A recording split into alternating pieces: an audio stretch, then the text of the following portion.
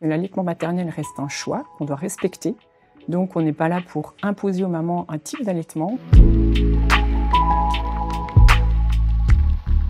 Il est important de préparer son allaitement parce qu'il existe beaucoup de choses qui sont sur les réseaux sociaux, via Internet. Les mamans se renseignent beaucoup, mais les informations ne sont pas toujours très justes. Et préparer son allaitement, ça permet aussi d'avoir des informations éclairées et de préparer un petit peu le choix de l'allaitement pour son enfant à la naissance et d'aborder la naissance de façon beaucoup plus sereine, arriver à l'accouchement, qui est un moment très particulier, de façon plus détendue.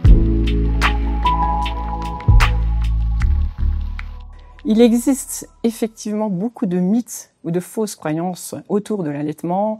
Certaines mamans vont me dire « mais écoutez, ma maman n'a pas eu de lait, donc je n'aurai pas de lait » ou bien j'ai une maladie chronique et je dois prendre des médicaments et malheureusement avec ces médicaments je ne pourrai pas allaiter.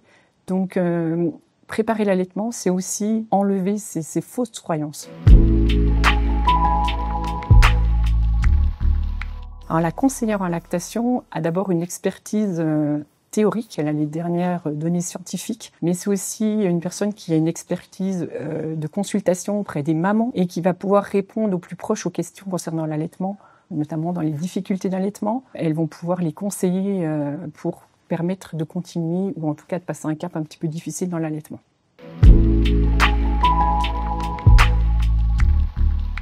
Alors au CHUV, 2 cours ont été mis en place. Le premier cours, c'est en période avant la naissance. On aborde tous les sujets de l'allaitement, mais au-delà de ça, c'est les modes d'alimentation de l'enfant à la naissance. Donc on parle aussi de l'allaitement artificiel, ce qui permet aux parents d'avoir un choix éclairé pour l'alimentation de leur enfant à la naissance. Et il y a un deuxième cours qui est proposé en période postnatale où on aborde par contre les problèmes qu'elles ont pu rencontrer au moment de la naissance, dans leur allaitement ou un petit peu après.